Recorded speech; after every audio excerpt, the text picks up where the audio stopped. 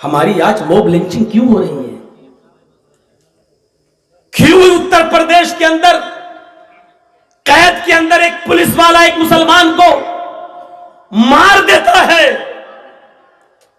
اور پھر کہتا ہے کہ وہ اپنی جیکٹ کی رسی سے اس نے اپنے آپ کو پھانسی لگا لی؟ ذرا آپ تصور کریں ہمارے ساتھ ایسا کیوں ہو رہا ہے؟ سوچنے کی ضرورت ہے. ہم نے اس چیز کی قدر نہیں کی جس چیز کی قدر ہمیں کرنی چاہیے تھی. اسلام کی قدر اور دوسری چیزوں کی بنسبت زیادہ ہونا چاہیے. اگر قربانی دینے کی ضرورت پڑ جائے تو ہم اسلام کی نہ دیں, دوسری چیزوں کی ہم قربانی دے دیں, اگرچہ وہ ضروری ہو. باپ سے محبت ہو, بیٹے سے محبت ہو, اولاد سے محبت ہو, بیوی سے محبت ہو, ہم آپ کو منع نہیں کر رہے, ان سے ہونا چاہیے. دولت سے بھی محبت ہونا چاہیے, دولت سے محبت کرنا کوئی گناہ نہیں ہے.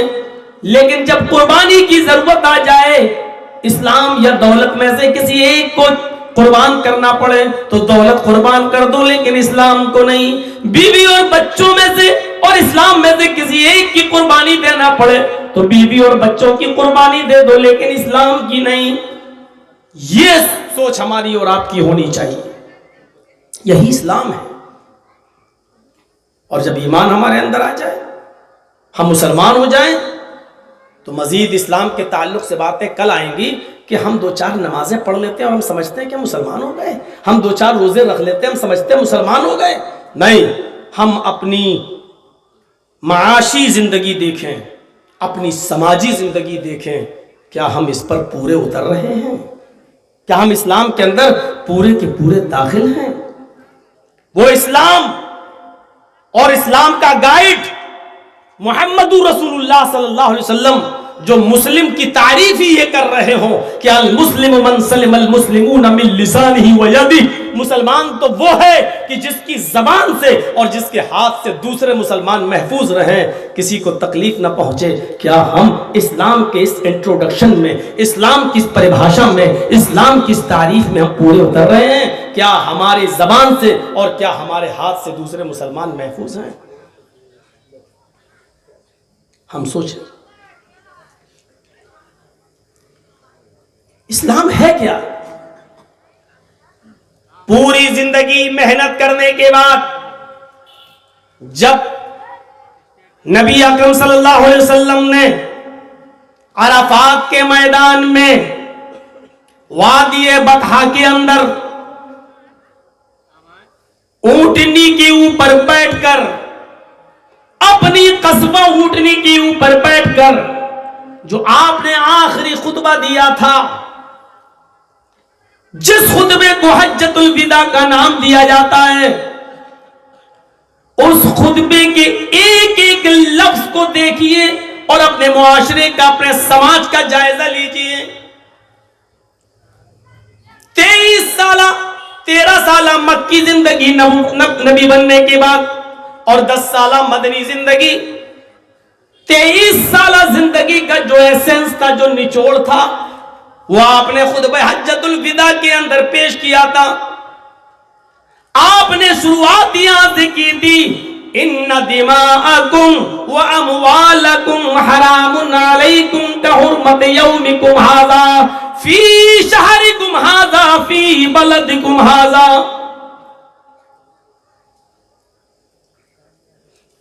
الا کل شیء من امر الجاہلیۃ تحت قدمی موزون وَدِمَاءُ الْجَاهِلِيَّةِ مَوْضُوعَةٌ. ایک ایک لفظ پر غور کیجئے. یہ 23 سالہ زندگی کا نچوڑ تھا جو آپ پیش کر رہے ہیں, اور شروعات آپ کہاں سے کر رہے ہیں؟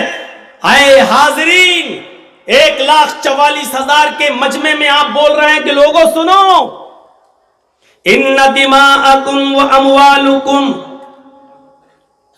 تمہارا خون اور تمہارے مال و دولت, تمہارا مال ایک دوسرے پر ویسے ہی حرام ہے اور قابل احترام ہے کہ حرمت یومکم ھذا, جیسے آج یہ 9 تاریخ کا دن عرفہ کا میدان اور اس کی یہ 9 تاریخ قابل احترام ہے، یہ مہینہ قابل احترام ہے، یہ مکہ شہر قابل احترام ہے، جتنی تم آج اس 9 تاریخ کا احترام کرتے ہو، جتنا تم اس مکہ شہر کی عزت کرتے ہو، جتنا تم اس مہینے کی عزت کرتے ہو، اس سے بھی بڑھ کر تمہیں ایک مسلمان کو دوسرے مسلمان کے خون اور اس کے مال کا احترام بھی کرنا چاہیے۔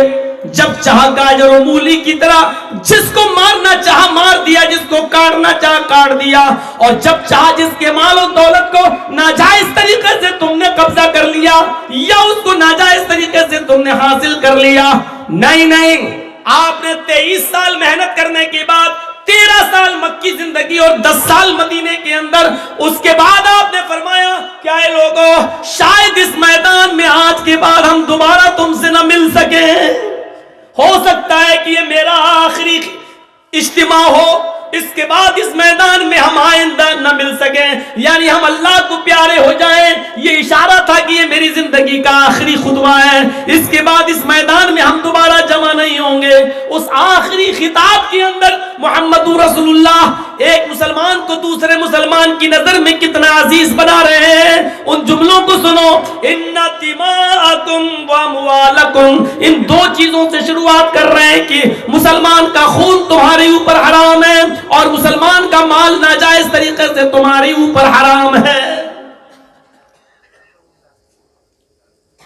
پھر آپ نے فرمایا لوگوں سنو، الا کل شیء من امر الجاہلیہ، جاہلیت کے جتنے بھی کام تھے وہ سب آج ہم اپنے پیروں سے روند رہے ہیں، تحت قدمی موزون۔